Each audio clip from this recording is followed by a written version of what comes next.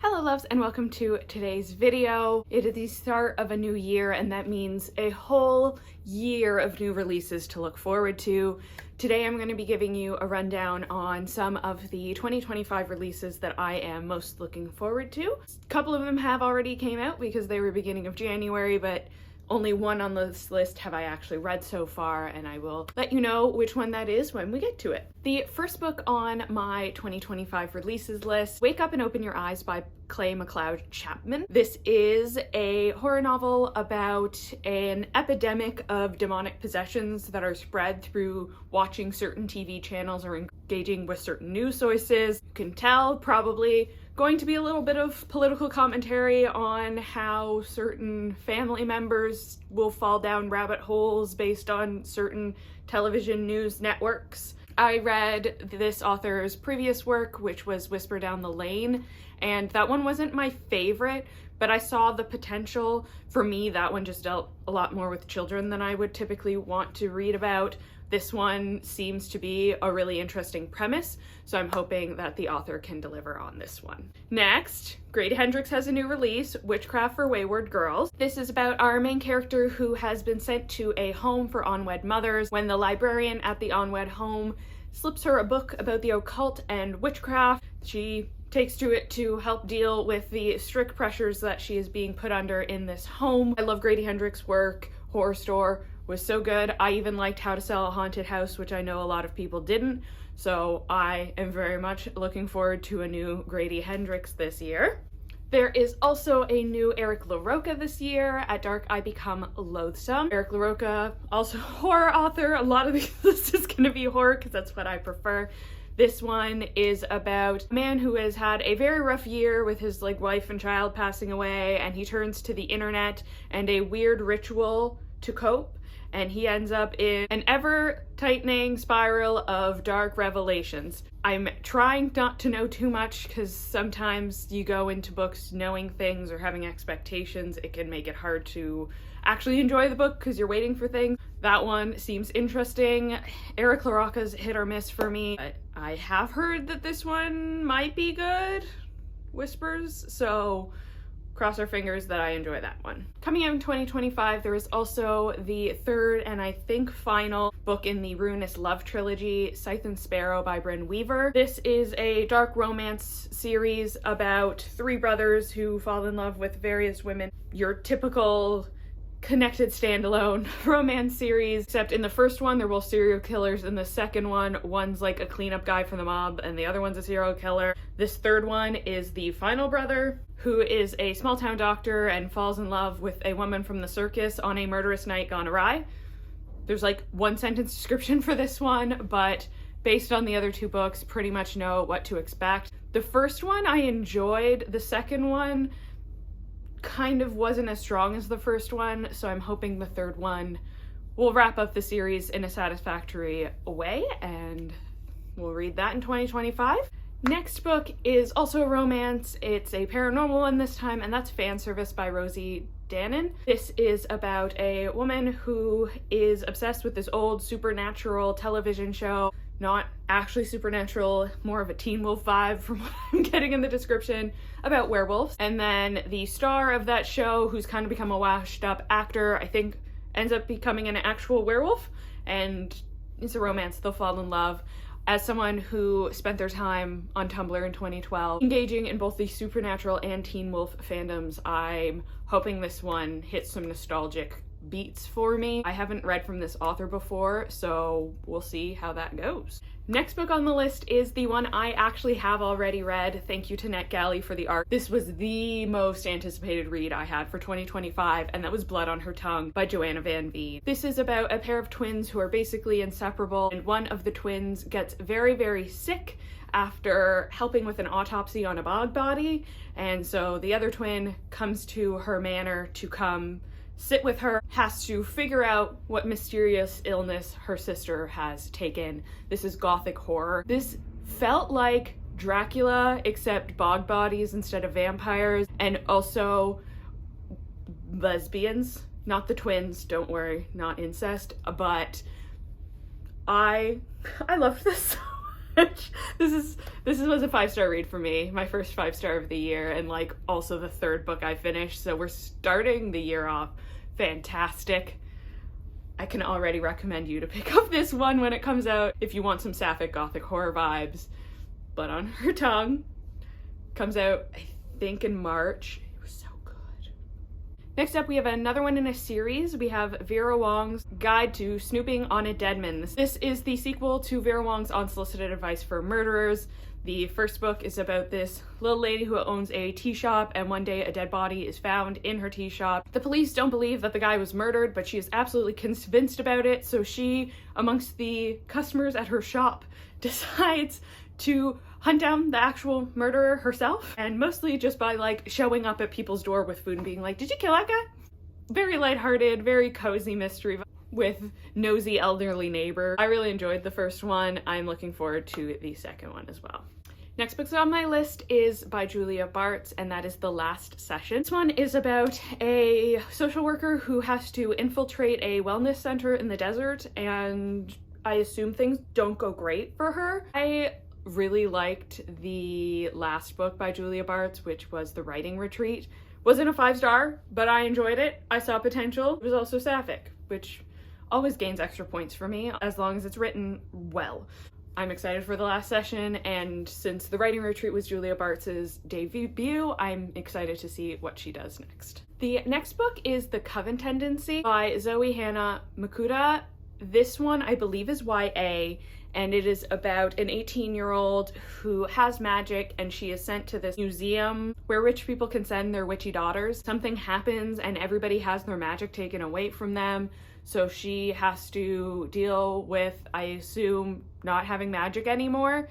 There's not a lot here about what the actual plot or mystery is, but sometimes you have to go in a little blind to just enjoy the ride. And considering one of the early reviews for this just says, "This book is so weird, affectionate," okay, that's all I need to know. We're good.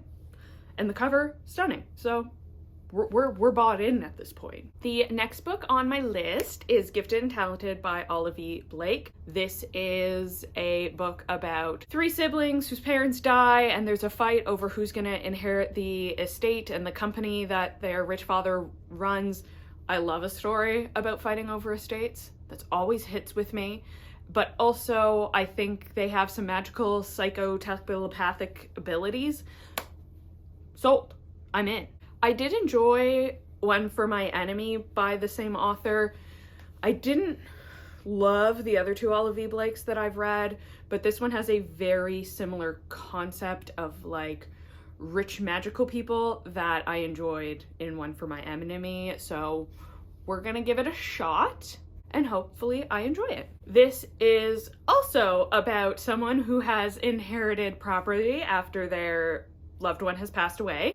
The next book is Their Monstrous Hearts, love this title, by Yi Turhan. This is also about someone who has inherited property after their loved one has passed away. So our main character, his grandmother dies, and someone shows up and tells him that he's inherited her estate and her manor. And he goes there, and apparently she has a very large collection of just like pinned butterflies. He has to explore this decrepit manor and search the secrets to his grandmother's mysterious death. All of that sounds sick to me. I am looking forward to exploring and finding out what happened with his grandmother's mysterious death. A lot of these I just picked because I thought their titles or their covers were cool. So there's that. Next book is She's a Lamb. This one is about our main character who wants to be a star.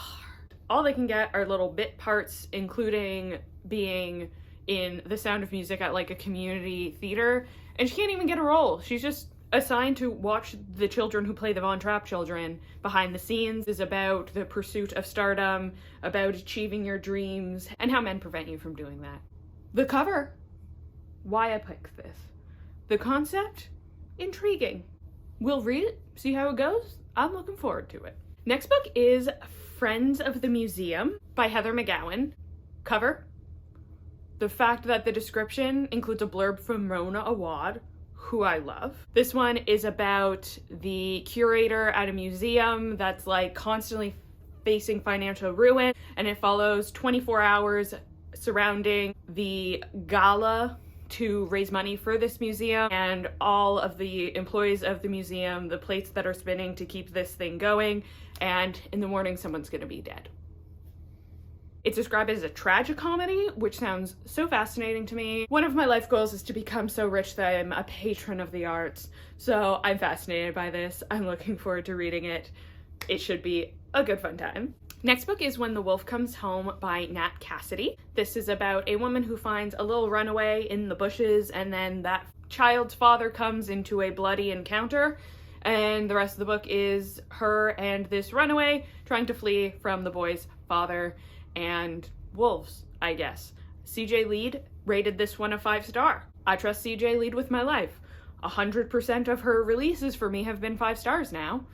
I'm gonna trust her taste. She also promoted Bury Your Gaze with Chuck Tingle, which is also a 5-star for me. I don't know. I think we have compatible tastes. I'm gonna trust her on this. I've only read Nestlings by Nat Cassidy, which I didn't get, but I also think some people didn't like that one quite as much as some of his other work anyway. Let's hope this one hits a bit harder and is a bit better for me. Next book, The Summer I Ate the Writ by Meka Mulit and Maritza Mulit.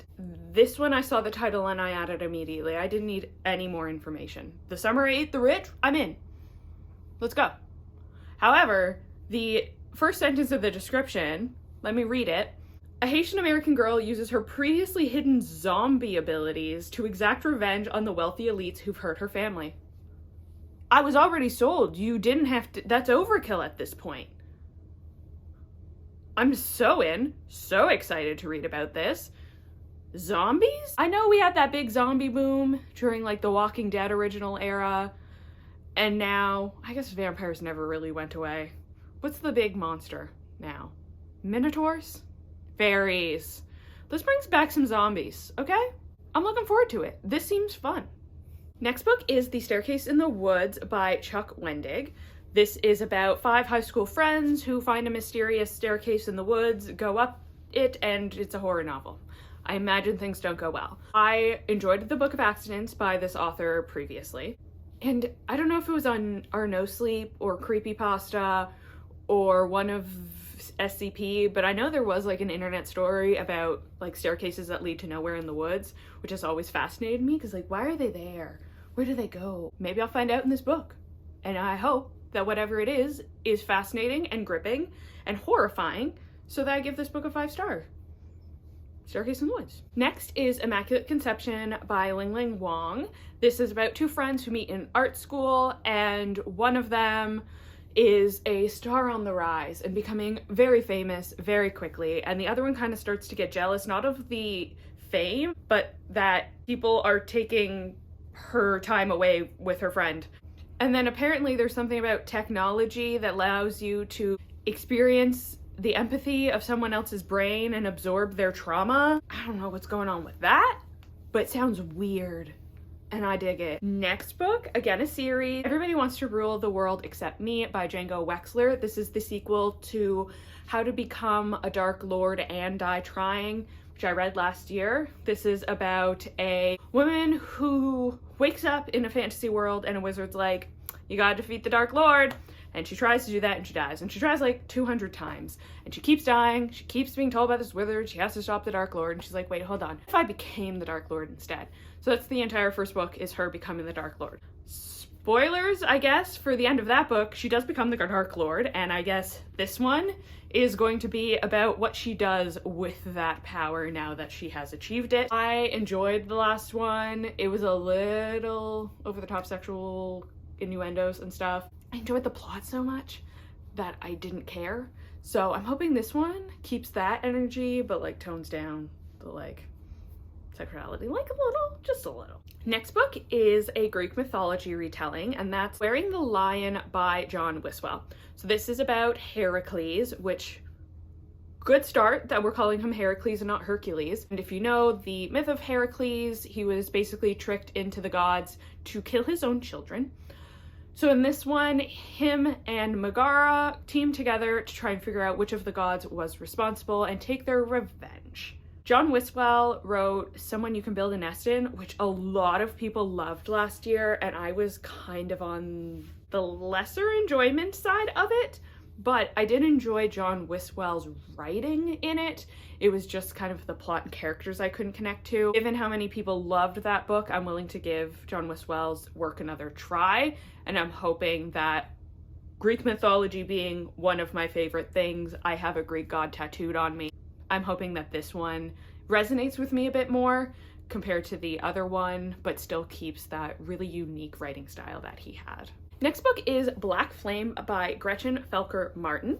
This is another horror, a lot of this list was, and it is about a woman who becomes absolutely obsessed with like a haunted film, which I have a film degree, always love film references in books. Also, when I was playing Delta Green, my character was literally an archivist whose like past trauma of discovering that the occult existed was a haunted movie. So, I don't know. I'm hoping this one is as good as I think it could be with themes like that just are so specifically targeted. Next book is Bad Vibes by Asia Barber. It's about a teenager in a world where like the climate crisis, very real, which is our real world by the way, and her parents are activists. She is chosen to like run a retreat for rich people. And let me quote here, "As the weekend degenerates into ayahuasca-fueled chaos, her big break might just end up breaking the system." Ugh. We love a fighting back against the dominant system narrative and kind of maybe giving Eat the Rich vibes, so let's go. And the last book that I am looking forward to in 2025, honestly, this is probably the most anticipated release by most people for this year. That's Katabasis, obviously, by R.F. Kuang. This is about two grad students whose grad supervisor dies, and so they have to go to hell to get his recommendation letter. I'm so into that as a concept. I have read Dante's Inferno, so I have the necessary background to understand, hopefully. What else can I say? What a fun concept, and R.F. Kuang's writing is stunning, and I'm so looking forward to it. So those are all of the 2025 releases up until like August, I think, that I have heard about that I'm excited for. Let me know in the comments down below if any of these are on your TBR or any I've missed that you think I would love, or leave the stack of book emojis for all of the research grad students have to do. If you enjoyed this video, like and consider subscribing so you don't miss any of my future videos. Thank you so much for watching and have a great day.